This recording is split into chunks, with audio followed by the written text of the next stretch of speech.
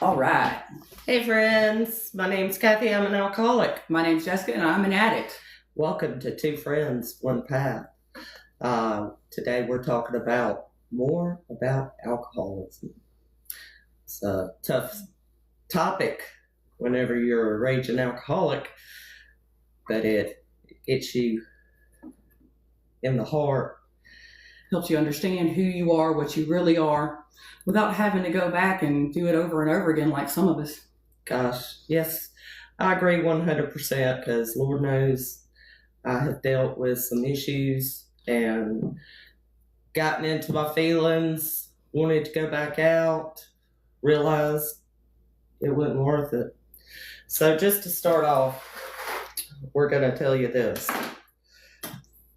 You get a drink first. This is solely our opinion. We are not affiliated with any group or program. Our sole purpose is to help others fight addiction and or alcoholism. We offer help and knowledge on how we stay sober. This is 100% raw and real.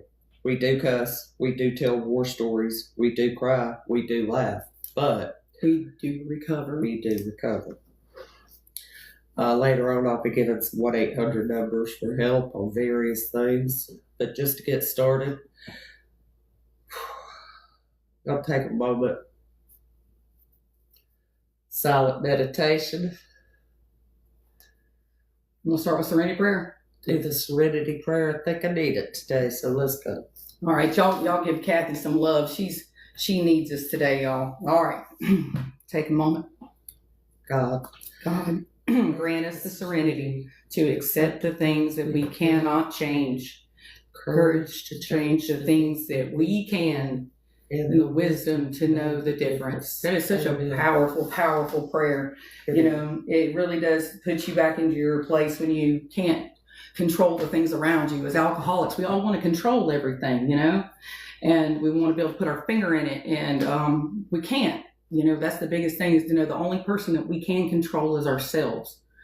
I can't control Kathy. I can't control the weather. I can't control my cat. I can't control anything but what I do and what I say. And sometimes not even that. But knowing that the only thing I have control over are my own choices and myself helps me to get past the things that I don't have control over. So we're talking more about alcoholism, and I'm going to read this to you, y'all. If anybody wants to join in with me, this is chapter 3 in the big book, more about alcoholism. It is such a powerful thing, y'all, and it really puts me in my place sometimes. It said, most of us have been unwilling to admit we were real alcoholics. No person likes to think that he is bodily and mentally different from his fellows. Therefore, it is not surprising that our drinking careers have been characterized by countless vain attempts to prove that we could drink like other people. The idea that somehow, someday, he will control and enjoy his drinking is the great obsession of every abnormal drinker. The persistence of this illusion is astonishing. Many pursue it to the gates of insanity or death.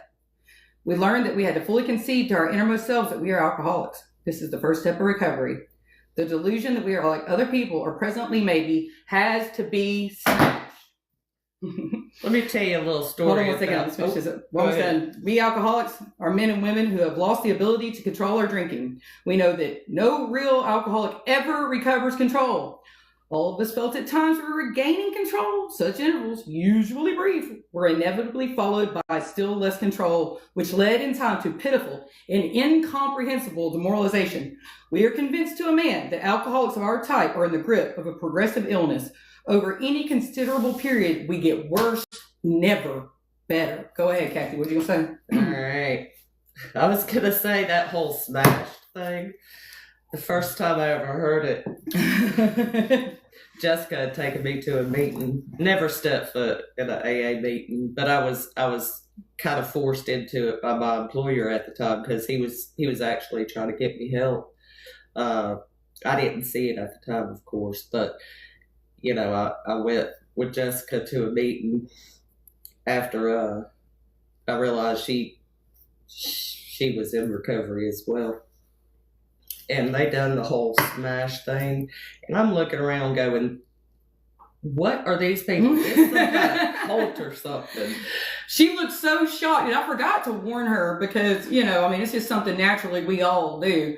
And NA has a few of those things in their readings too. When they do readings at the beginnings of a lot of meetings, and so that happens to be one at that meeting house. And she was like, "Oh God!" It's almost like she had been woken up from a nap or something. Yeah, she was shocked. And I didn't go back. I was like, But then later on, went to rehab, and now I love AA.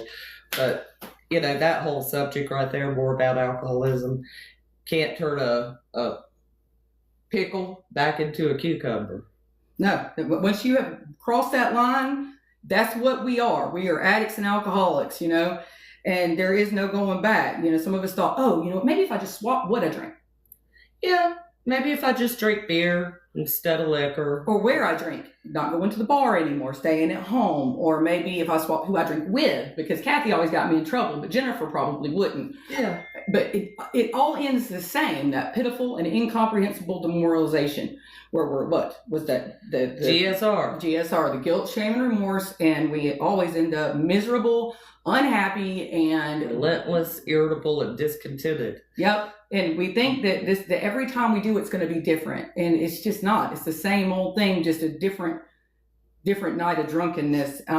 We never get better, y'all. This is a progressive illness, even if twofold. Yep, mental and physical. If we ever stop and say we start back again 2 years later, the first night might not be that way, but in a little bit of time, you're right back to where you left off. Oh yeah, the same amount, the same usage. I've been the type to swap addictions. I've been addicted to cocaine, methamphetamine, pills. Now I guess kratom's on the list, and I have swapped my addictions multiple times thinking that it was going to be different. But I have learned that I'm just an addict to everything. I'm addicted to everything. More. Yeah, I'm a more of anything. So no matter how much I take or what I take, it's always going to be the same. And I believe it's the same for most alcoholics.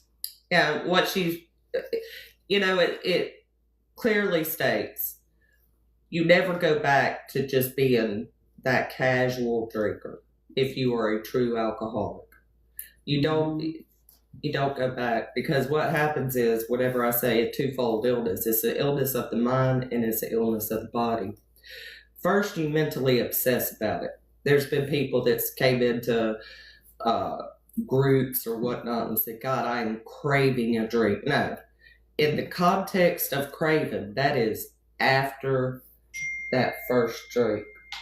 That is when the mental obsession goes into the phenomenon of craving.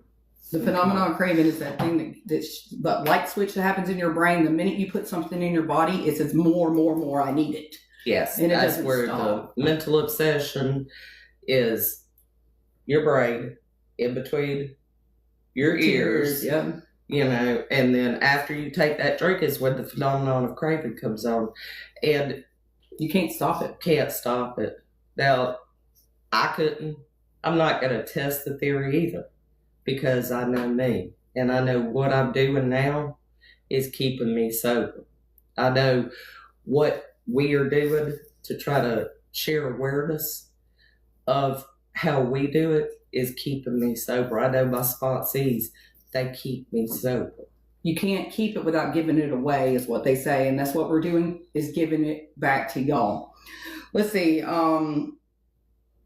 Let's see what else. The delusion that we are like other people, or presently maybe, has to be smashed. I used to go to Mexican restaurants and see people, and they would leave their little bit of margarita on the table, and I would wonder, how can they leave that on the table and not drink it?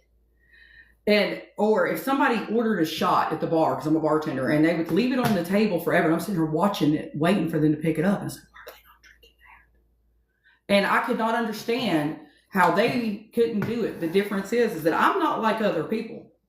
I'm an alcoholic, and I'm an addict, and I will never be normal again. I will never be able to be that person to get up and leave a drink on the table half empty. That's alcohol abuse back in the day. Yeah. That's what I thought. I was like, well, why don't you just drink it? It's getting watered down. And that's just how I thought. I was I was a bartender, waitress, owned a bar for years, never had a drinking problem. And like I said, I waited until later on in life. I let life be life, and I let stress, get a hold of me. And once that stress of life got a hold of me is when I decided, hey, it's easier to drink And blow shit up. and blow shit up. Mhm. And, regardless of anything, life's going to be lifing. Drunk, sober, whatever. Life's going to be lifing. And it's not necessarily going to be great all the time. It's not necessarily going to be easy. But You don't have to drink over it today. I don't have to drink over it today. Oh, man. Tomorrow I'm going to wake up and I'm going to ask for another 24 hours. That's how it's done. The next day I'm going to ask for another. Because at any time, the only difference between me and someone with 30 years recovery, 50 years recovery, 30 days recovery is we're one step away. Today, that's all we got. We're sober today. We're the only there's no difference besides either one of us could relapse At any moment. at any moment. It says right here, most of us have been unwilling to admit we're real alcoholics. I'm an addict and an alcoholic, okay, y'all. But for the longest time, I was never willing to admit that I was actually an alcoholic. I would tell you all day long that I could not control how much drugs I put in my life. But alcohol was never my problem. So I thought. I couldn't figure out why the hell I was still getting high. I was like, I don't understand it. And I was still drinking here and there. And then as soon as my level of give a crap went away, then I was going to get high, and I couldn't get it. I was like, why am I still getting high? I finally had to concede to my innermost self that I was an alcoholic too, and that putting that stuff in my body made me willing to do something that I'd always sworn off and didn't want to do anymore. So when I finally admitted, okay, maybe I do have a problem with alcohol too, because it's part of my problem. My drug was at the bottom of every bottle. Yep. There's a lot of alcoholics out there, addicts out there that don't realize that alcohol has part of their problem, even though they don't have to drink much. They may not drink but 2 drinks, but then it leads right into where they came from with the other drug. They're hand in hand. And I don't know why I wasn't willing to admit that to myself. Because we're dumbasses whenever we're drunk or high. We're dumbasses. We do dumb shit. We blow shit up. We blow shit up. Yes. And Lord knows the capability that some of us have of blowing shit up is really bad. If we just reverse that into doing something good, we could really be unstoppable. We're doing something good now. Yes, we are. We're putting our work in. I used to think every day, I'm not going to get too far into it, but I had a severely bad pill problem. I'm talking severely bad, like 28 a day. And those things were not cheap. I was prescribed a few, and then I had to buy the rest. And there was never a day that I went without getting high that I didn't choose to for like 5 years.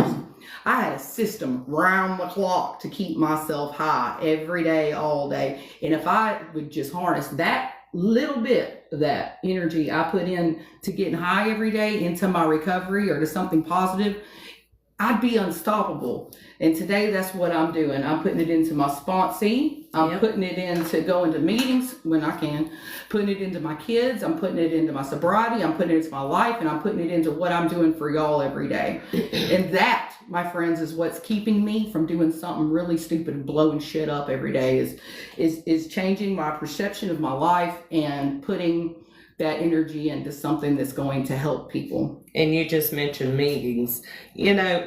With Georgia weather, I'm not going to speak on any other state, but Georgia weather is bipolar.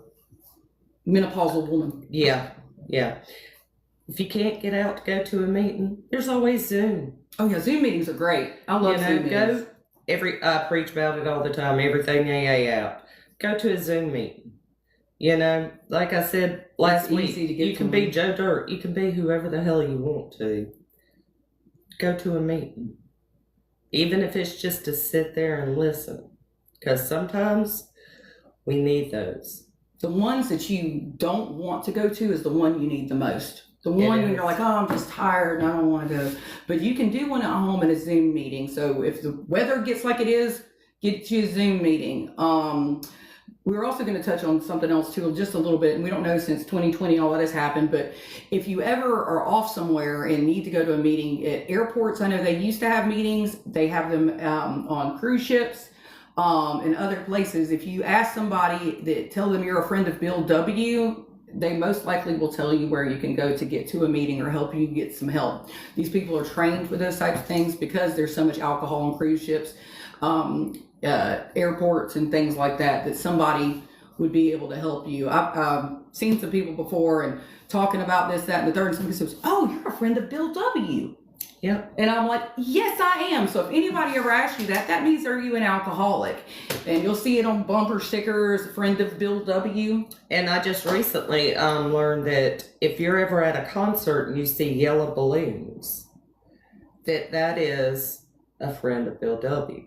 I learned that in rehab. So there's sober people with the yellow balloons? Yeah. That's really neat. I didn't know that. I learned that in rehab. And I was like, oh, I'll never need that. But hell. Now, yeah, because I see a lot of shows. That's really cool. I remember my first sober show. Mike and I went and saw somebody. Maybe it was 311. I don't really remember. And the thing that kind of saved us is they had just brought out those cans, those Liquid Deaths. Yep. And they looked like beer. People freak out when we hand them to people at the shows now. Yes, they do. And they're like, is this beer? And No, because that's it looks water. like a beer can and you're sitting there drinking it really saved our lives. So I suggest if you're going to some kind of show or a game, those Liquid Death cans are kind of cool. They are. They're expensive as all get out, but that's what kind of tricked our minds into not thinking about drinking. And before we knew it, it was over with. yeah. And enjoyed our crap of ourselves. And we work at shows. Oh, yeah. Jessica and I work a lot of Events. concerts and Mhm. events. And when we give them the Liquid Death, they're like, but then We have to explain it's water. It's water. it's water. They're like, oh my God, we didn't ask for beer. That's not what I asked for. I'm like, it's water. It's good. It's fine. And people really do freak out on us all the time about the Liquid Death can. But also, if you're going to go try to do something new with yourself, like if you haven't been sober long and you're trying to go to a show or trying to go to a game or something like that, please, please, please take your sober friends with you. Take a sober friend with you because they will help you get through it, because you should live a happy life and your life should not go on hold because you are sober. Please experience the things that you used to experience, but take a sober friend with you. If you go somewhere that you might not be able to, somewhere drinking or something like that, always have a sober plan, somebody that you can get out, have a plan together for exit strategy to get away from the drinking and the people. Because you should have a better life now that you're sober. You shouldn't be scared to enjoy what you used to enjoy out of life just because you quit drinking. And I enjoy life better. I do too. I feel it now. I feel better. There's moments I have my days, of course, but I can't complain. I could sit here and try to worry about something, but then I'm just like, yeah, I can't control it. So why worry Back about to that it? serenity prayer. Yes. Yes. Oh, it's right there on the front of this. Yes, that's my 1 year chip. I'm so very proud of that. She should be. She worked hard for that 1 year chip. I think that first year probably is one of the hardest. Oh God, yeah. That first year chip is the hardest one. They say the 9-month chip is the hardest chip to get. That a lot of people get to 9 months and they turn around and relapse and go back. But Well, yeah, the 9-month chip, but I mean, my story, my 9-month chip, let's see, I just got out of rehab, had just got diagnosed with EPI, which was, terminal, quicker if I drink. I got on all these special medicines, realized some things in my relationship my marriage was going bad, and all this other stuff right before my 9-month. mm-hmm. So whenever I say not the 9-month chip for me, it was hard. And then that 1 year chip, that was hard. I'm not going to sit here and say that my life has been easy, because within the first year, got sick, in the hospital, found out some things about my husband, That's all that you're separated. going to be sick forever. Yeah, separated, lost my job a month after separation. You know, there was a lot of shit that happened the first year that I'm not going to say a normal person like I'm some kind of superwoman, but that would have made somebody Relapse. relapse. But you did it all sober, which means I believe you can do anything sober. You can get through anything. You know, a lot of times our biggest problem is we used to numb ourselves with whatever we used to do and not feel, you know, mad, sad, happy, glad, any of those things. And, you know, now that we're sober, some of us don't even know how to identify our feelings at first or know what it even is. It's strange the first time you know, have some of these feelings because you never felt them before. It's been, you know, years for me. I started my addiction very, very young. I started drinking at like 12. Oh, wow. So, like, you know, I hung out in a bar all the time. And the way they paid me for sweeping the bar was the bartender would slide me a shot of Kettle One down the damn bar, and I'd shoot it back and throw it in the glass bag. And that was my tip out at like 12 years old. And, you know, so they say it's arrested development. That your body stops, your brain stops growing and maturing when you start putting stuff into your mind and becoming your addiction. So, like I said, I'm 16 years old in my mind right now. I'm having to learn about life from 16 because I blacked out the rest of it. I remember stuff, but you know, most of it was just a blur of drunken, high, crazy party. And today, though, I do feel my feelings. I journal about them. It helps a lot. I pray about them. I talk with a friend about them. I tell on them at meetings and in front of camera.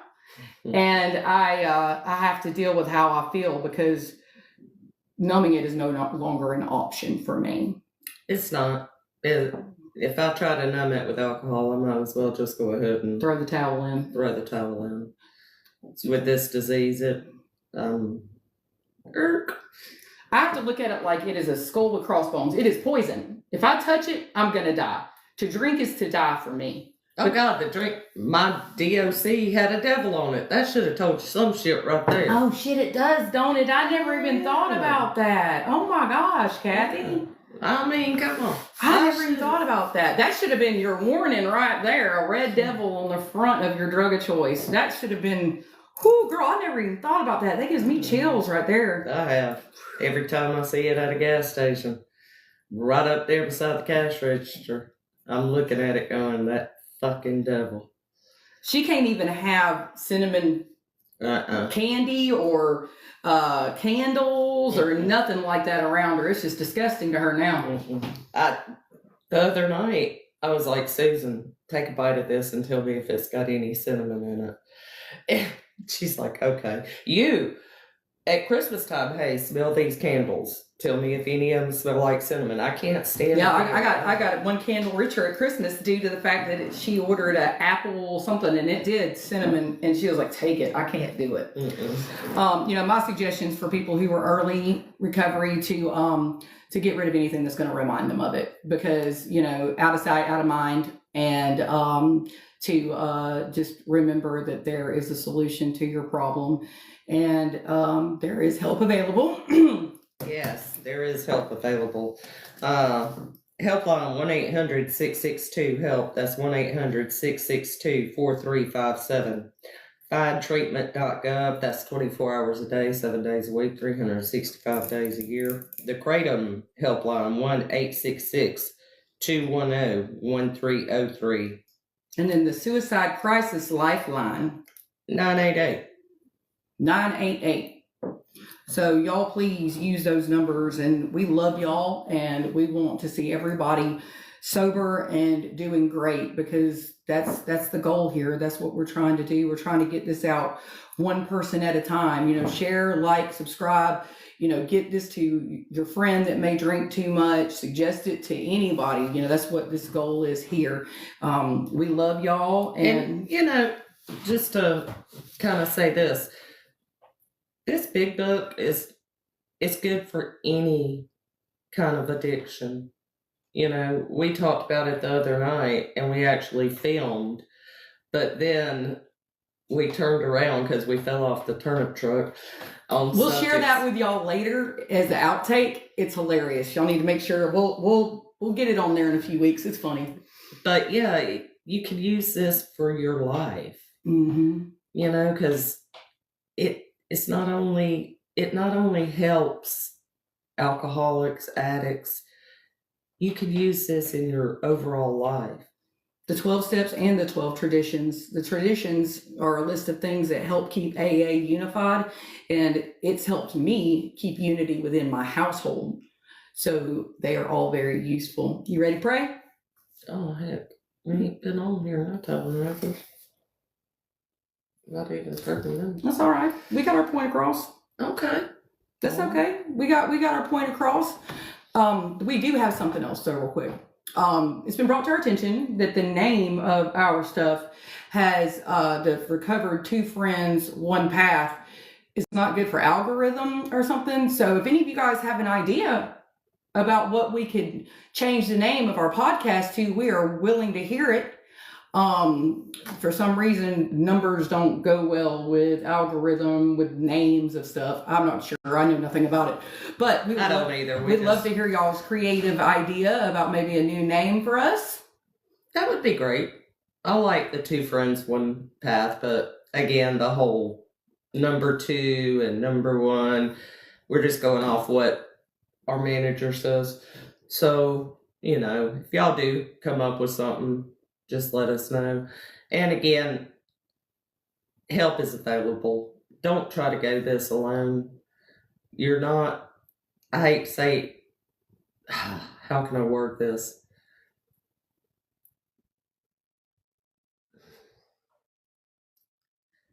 You're not a special type of alcoholic, okay? If I drank 24 beers a day, you're not special. There's other people that drink just as much. So don't think. Or just as little. Yeah, don't think, you're just a garden variety alcoholic. Whenever I went into rehab, I was like, there's nobody worse than me. And I got humbled. And part of working these steps has humbled me an awful lot. Oh, yeah. It has humbled me. It's made me appreciate what I do have and who I have in my life that has stuck around. I'm still working on the one. Mm-hmm. But things happen and things change every day. They do. Prayer, faith, and things like that. There's a step too, the 9th step, which is we're not getting too far on that because we could talk about that one day, but what it is you're supposed to be able to go and make an amends to the people that you've hurt when it doesn't hurt somebody else to do so. So when we get to that point, you get to go and apologize to people, and that's hard to admit that you've done something wrong. And the biggest thing about the amends to other people is not saying, but you did this.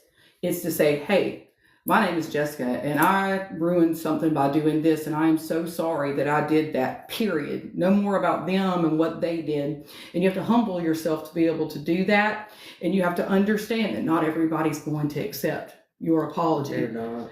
And guess what? There's nothing you can do about it. You can't get hurt about it. You're not responsible for the outcome, only the effort. You're just cleaning up your side of the street. Which was the only thing we are responsible for, once again, is ourselves. Yeah. And so, again, it's easy for us to sit here and say that we've done all these steps and blah, blah, blah, blah, but it's hard. It's hard to look at yourself. It's hard to admit that I did this to someone else, or that my actions caused hurt to somebody. Because a lot of people who are not alcoholics and addicts don't understand that it wasn't necessarily Kathy doing it. It was Kathy's disease that did it. You know, we woke up every day sick, and that in itself drove us to do the things that we did. I've taken 100% responsibility, but that once we got sober and the obsession that we talked about left, then we were clear-headed enough to see all the horrible things that we did. And I don't think people realize I'm speaking for myself. I didn't want to wake up like that. Mm-hmm. I didn't want to wake up shaking so bad that I had to have a drink just to stop shaking. I didn't want to be like that. Mm-mm. But I was. I had to. And my brother, he died, and it was alcohol related. But I would get mad at him because I thought, why can't you just stop? I didn't know that 2 years later I would be dealing with the same thing. Now I feel a lot of guilt because I would get upset at him. Why can't you just put it down? And then I realized it's not a matter of just putting it down. Because Lord knows I tried one time, but then, you know, between the death of someone here and just life, it got overwhelming. And I got to where I had to have that drink in order But to you weren't function. doing a program at the time either. I was not doing a program. This is pre rehab. I would have thought that being in the hospital for a month with pancreatitis and Losing somebody to it and everything else would have stopped you. I would have thought that would stop me until one day I decided, I'll just have a little. Mm-hmm. And that little went on to weeks. About a month, wasn't it? A little over a month binge. Mm-hmm. And it about killed me. Whenever I got in rehab, I was about dead. And that's a hard one to swallow right there. Knowing that you were about dead and looking back. Nobody wants to kill themselves this way. Nobody wants to die like this. It's a that long, should miserable show. death. I sit there and watch my brother. He was so yellow, and his legs were so swollen that he had to duct tape his shoes on. He had to cut the sides of his blue jeans. For his legs to fit in the pants? Just for his legs to fit in the pants. And he was sitting there saying, I'm just anemic. And I'm sitting there going, dude, this is not anemia. You know, but I would get mad at him. And whenever we finally got him to go to the hospital, I knew down deep inside, I knew he'd never come home. And he died less than a week later in hospice. It's a horrible death. It is. Nobody wants to wake up one morning and, you know, become an alcoholic and die an alcoholic death. If people are drinking, what does it say? Many pursue it into the gates of insanity or death. Like, that should show that we don't have a choice. It's powerlessness. We have no power over the amount of this alcohol or drugs that we put into our system. Once that phenomenon of craving starts, there's no stopping it. And the only answer for it is abstinence. But you got to do it the right way. You got to get detox medically and rehab or AA or whatever program you choose to use to keep your sobriety good. But none of us want this. You know, I never wanted to sit around and admit that I screwed up all my kids. I never want to admit that, a bunch of their trauma, had to do with my drinking and my choices. It's hard to admit those things to yourself and to be honest, rigorously honest, with honest. yourself. But guess what it did? It freed me from it. It does. I'm free, I now see where I was and what I did. So now I don't ever have to be her again.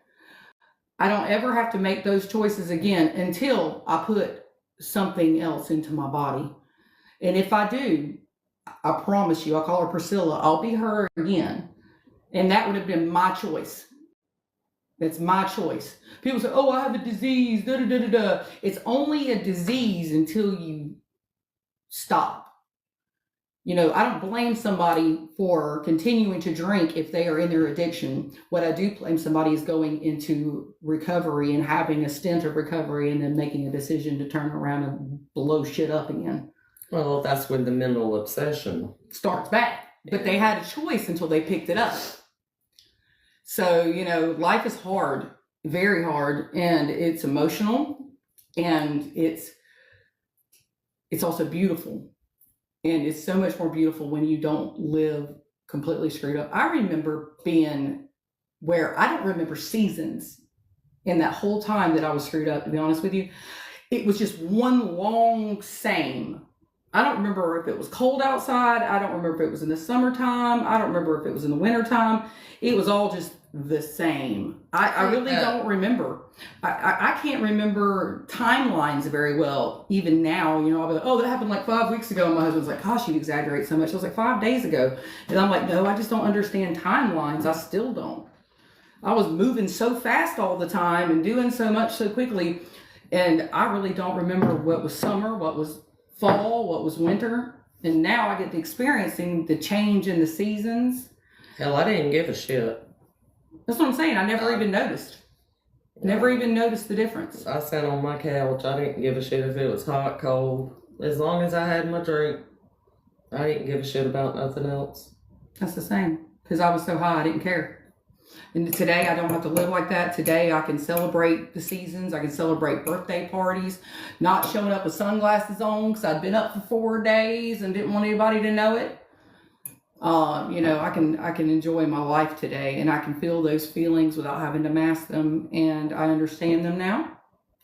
And some of them are just awesome, like happiness, joyous, free. Those are all good ones. Those are. I like those feelings, and I feel that. There's days that I get down. Everybody does. Anybody that says they don't, they're full of shit. Everybody has those days. I have those days. I had one yesterday. Yeah. I had one yesterday. It was a rough one. The day before that was pretty rough too. We all have them. Shit happens. Life's gonna be life. But I didn't have to use or drink over it. Thank God. I didn't have to pick up over anything that happened to me the other day. And really all I'm doing is punishing myself when I do that. And I used to think that, I'm only hurting myself by doing this. Oh no. I hurt everybody and everything around me. I hurt my friends, I hurt my family, I hurt my husband, I hurt my employees and my employers and all of those things. And that's the trickle effect that we spoke about the other night. Yep. The trickle effect of my alcoholism is I hurt people and they in turn hurt people. It's just the trickling. It's not just your family you hurt because they go on to hurt other people because you hurt them. Because they are just as sick as you are. You don't realize it, but your alcoholism and addiction made your family just as sick as you are. They call it a family disease, not necessarily because your daughter will catch it because you have it, but because you made them as sick as you are dealing with your alcoholism and addiction. Because they were doing everything they could to get you to stop, to co-sign your addiction, to do whatever, and you made them sick too. And that's where other support systems come in. Al-Anon, Alateen. Those groups right there are also available on Zoom. If you are a non-alcoholic and you're watching this and you have an alcoholic or addict family member, please seek help at Al-Anon or Alateen. It is an amazing program. It's spiritual in nature, just like AA, started by Bob W.'s wife, Lois and Ann. Anne, and they started it because they got tired of waiting on the husbands and came to have some coffee, right? They pulled up and they were waiting on their husbands while the husbands were in the meeting with Bill. And Lois went out there and was like, hey, y'all want some coffee? Yeah, sure. So they got their group started. And it's just like AA. They got 12 steps, 12 traditions, and they help the family member or friend to deal with their sickness. And by no means does that mean that they teach them to be able to stop the person's drinking or alcoholic behavior. They teach them that they can deal with their own anger and hate and issues towards that alcoholic. What is it? Tell me what it said. We're getting there. We're getting there. Because Lord knows I write a lot. It's accepting. Accepting, yeah. Accepting family members' shortcomings cannot cure or control other alcoholic related Choices and behaviors. Yes. And, you know, I talked to someone and they said that their significant other they had split up because of alcohol issues. And I said, well, won't you try Al-Anon? And his response was, I just got rid of the alcoholic. So why would I need that? Because they need to be healed as well. And I thought, well, did it not affect your life? And it did. But he didn't really see it as that. And it's unfortunate. I hope he does eventually Accept that. accept that and maybe hit some Zoom meetings, because just by getting rid of the alcoholic in your life was still affected Mm-hmm. regardless. That's right. And maybe you turn around and you look at it and say, what did I do to make that person drink? Or what did I do to co-sign their availability and ability to do so? So that's about all we got today. Ooh, that was a lot. That was a lot, but I think we needed it. I think you and I had a rough week, so you know. It has been a very rough week. But it will get better. Was it say this too shall pass? Yeah. Yeah, this too shall pass is what they say, and you know that we don't have to drink over it today. So we are so grateful y'all came and listened today, because we both needed this therapy badly today. I don't know if y'all could tell we're both a little off today. We've both had a long week and some things that have affected us, but we're really, really grateful that y'all always are here for us and listen to what we have going on, because it helps us tremendously just to talk about it. It really does. I don't think people realize the therapy it is of just being able to talk and have someone listen, even if it's just one person Or a camera. or a camera. But I can tell there's people listening. I can see them. I can't see anything, so, you know, I'm pretty blind. So. The ring light messes with the glasses. Piper, you want to come pray? Yeah, Piper's still feeling some type of way. She's Come on, Piper. Yeah, she's not coming. She's still feeling some type of way. Well, if nobody has told you this week, Yes. No one's told you this week that they love you. Remember, we do. we love y'all. Sometimes that's all it takes is just hearing someone say, I love you. Or it's going to be Do okay. this. Or it's going to be okay. That was my big thing. I wanted somebody to say, I'm going to be okay. You're going to be all right. And you are. You're going to be okay. It's going to work out the way it's supposed to. If you're fighting this disease right beside us, you're going to be okay. Just find help. You don't have to have insurance. Mm-mm. There's rehabs out there. Go to the local hospital. Go to the ER. Tell them you want a detox. And detox will help put you in a bed as well. Yeah, there's help. There's always help. Go to AA, meet some people, get some help through them too. They have some literature and a few people there that may work in the system that can help you too. But we do love you, and you're going to be okay. And thanks for listening to us today. You ready to pray? Yep. God, grant us the serenity to accept the things we cannot change, the courage to change the things that we can, and the wisdom to know the difference. Amen. Bye, y'all. See y'all next week. Love y'all. How do I do it?